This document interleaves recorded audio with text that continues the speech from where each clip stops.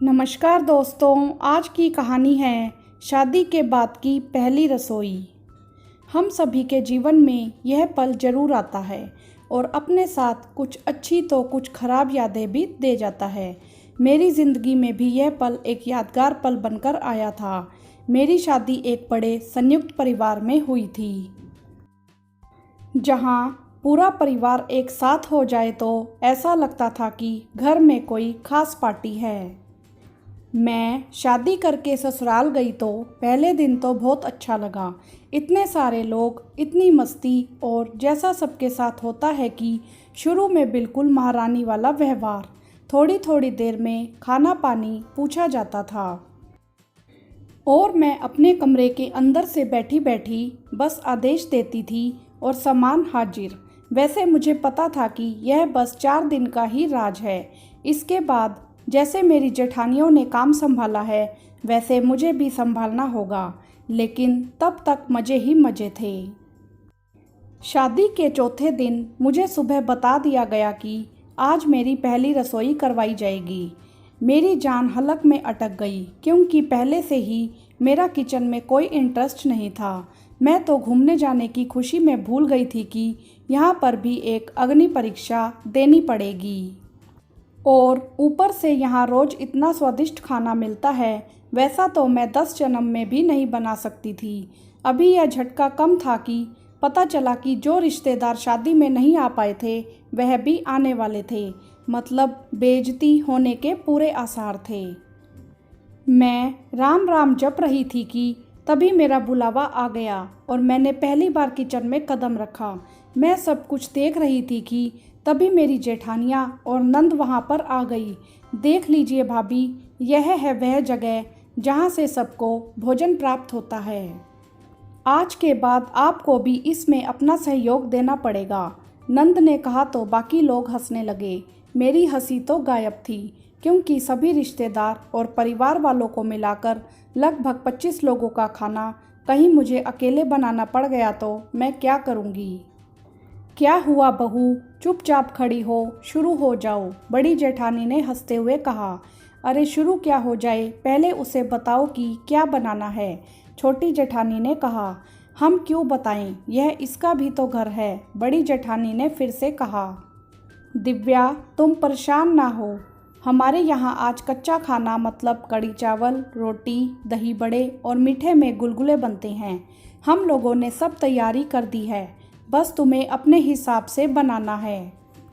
उन्होंने तो अपने हिसाब से मुझे सहूलियत दी, लेकिन मैं तो अभी भी डर के मारे मरी जा रही थी कि तभी घर की बड़ी बुआ जी आ गई। क्या हो रहा है यहाँ पर, बातें ही होंगी कि कुछ खाना भी मिलेगा, बुआ जी ने कहा। हाँ बुआ जी, बन रहा है, काहे परेशान हो, नंद ने कहा। हमें तो कुछ नज़र नहीं आ रहा है। बड़ी बहू, तुम यहाँ क्या कर रही हो, जाकर कुछ और काम देखो। खाना इसे बनाना है तो तुम सब यहाँ गप्पे क्यों मार रही हो, बुआ जी ने कहा तो मैं बुरी तरह से डर गई।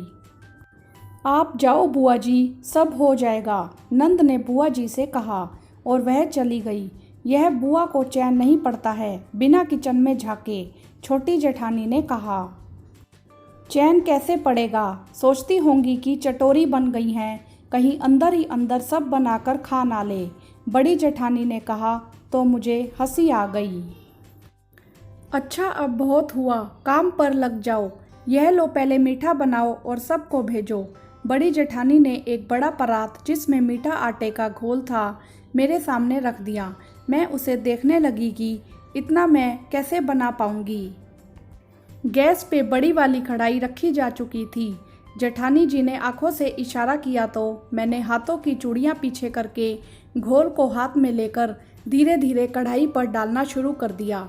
मैंने 5 गुलगुले डाले, तभी दोनों जेठानी ने मोर्चा संभाल लिया और 1 मिनट में पूरी कढ़ाई में गुलगुले भर दिए और मैं उनकी स्पीड देखती ही रह गई।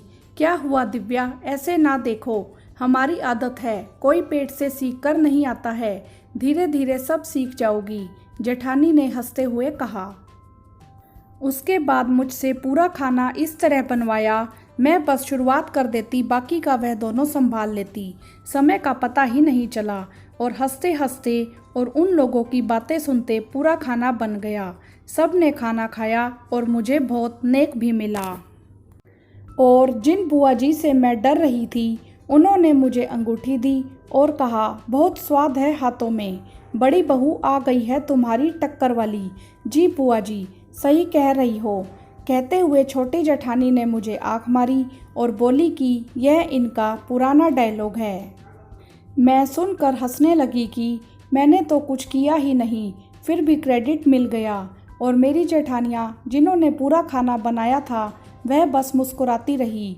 मेरी नज़र में उन दोनों का स्थान बहुत ऊपर उठ गया था और मैं मन ही मन सोचने लगी कि लोग पता नहीं कैसे मुझसे कहते थे कि दो दो जेठानी हैं, संभल के रहना। उन्हें कहाँ पता था कि मुझे जेठानी नहीं बल्कि दो दो बहनें मिलने वाली थी।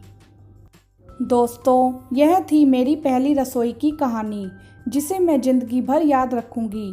भले ही आज मैं खाना बनाने में परफेक्ट हो गई हूँ, लेकिन उस दिन अगर मेरी जेठानियों ने मेरी मदद नहीं की होती तो शायद आज तक मेरा ससुराल में मजाक उड़ाया जाता। हाँ तो दोस्तों, कहानी कैसी लगी आप हमें कमेंट्स में ज़रूर बताएं। वीडियो को लाइक करें, शेयर करें और चैनल को सब्सक्राइब भी करें। धन्यवाद।